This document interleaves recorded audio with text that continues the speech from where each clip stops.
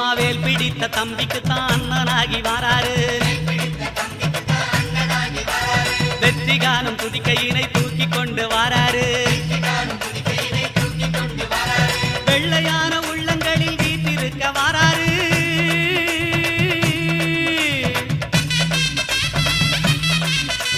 வெள்ளையான உள்ளங்களில் வீட்டிருக்க வாராரு வினைகள் எல்லாம் தீர்க்க வேண்டி விரைந்து ஓடி வாராரு வாராரு பிள்ளையாரு வாராரு வாராரு பிள்ளையாரு வாராரு